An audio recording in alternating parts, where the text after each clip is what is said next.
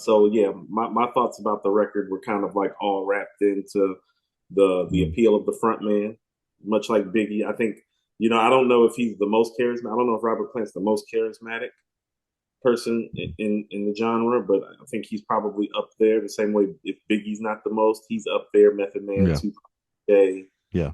He's Yeah, definitely he's in the atmosphere with Mick Jagger and Freddie Mercury.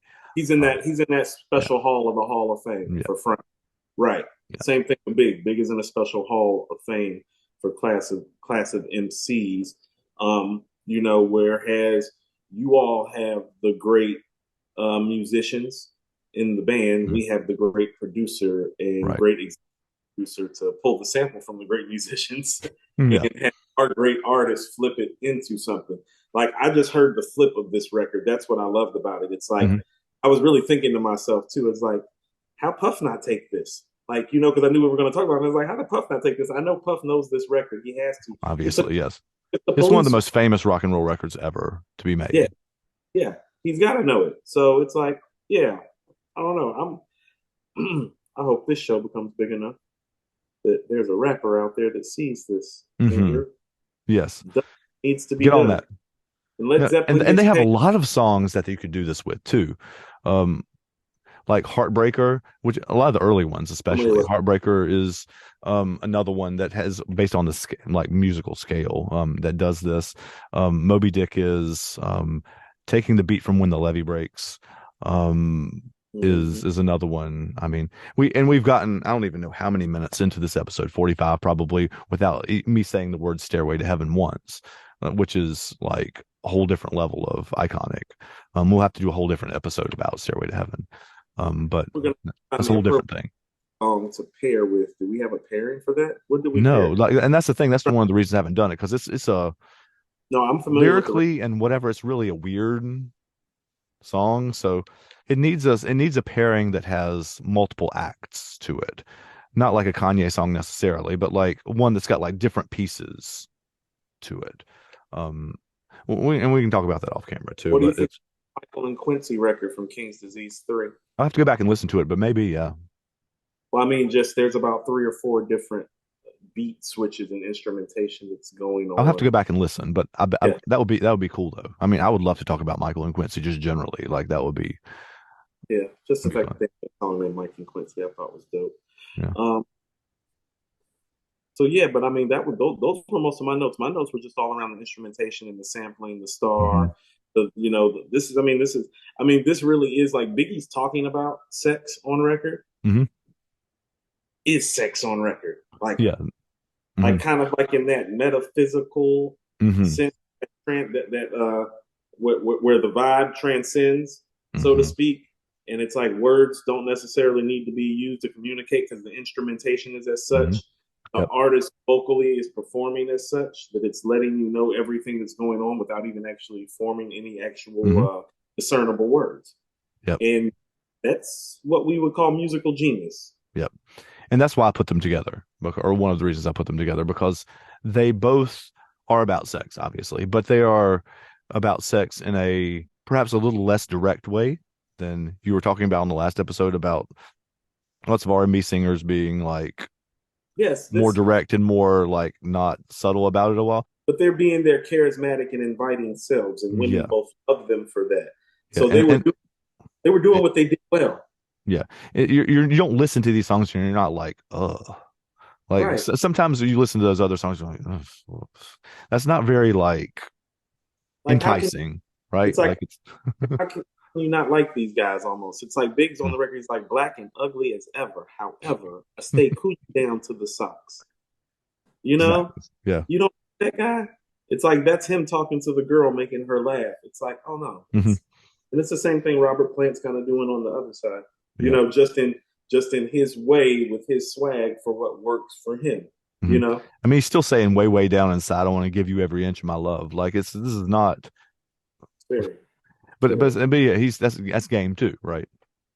Right.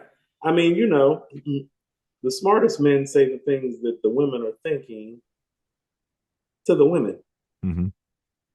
So, if she's feeling that way, go with it. In Robert Plant's case, I think think most of the women felt that way. Yeah, he did. As we coming back And he around to went Big, with it. like he had a line too.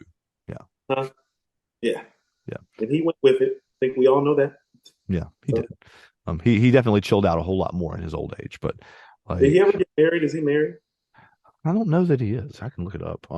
His most recent stuff actually, he has. You know who Alison Krauss is? Do you know Yeah. that name? Yeah. She's a bluegrass Yes, I know. I artist. know her.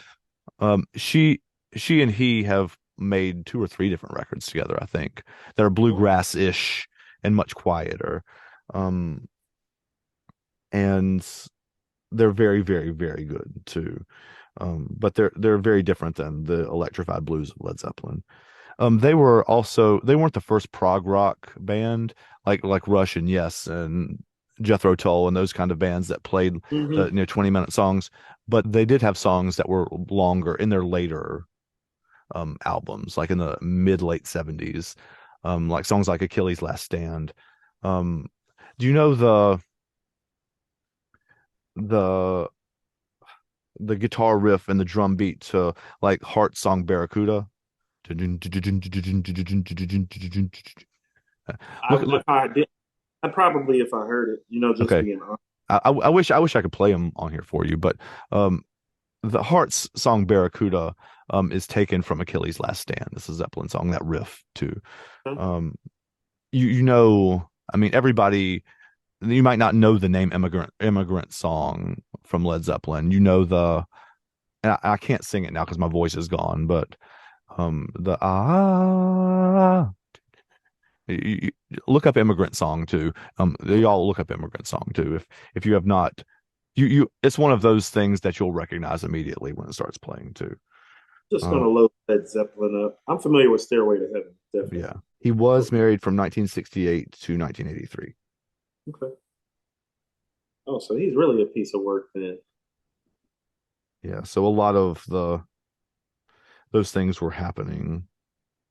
While he was She alive. was married. She was married to him through the Led Zeppelin when Led Zeppelin was together. The last thing I know we're about to cut off too, but I did want to point this out too because you've talked a lot on According to Hip Hop about how lots of artists are not evaluated fairly in the popular media, Mhm. especially people like Nas, who are not evaluated fairly in Rolling Stone and The Source and et cetera, et cetera. Led Zeppelin actually, when they originally released these albums, was also kind of panned by Rolling Stone too. They were not rated very highly.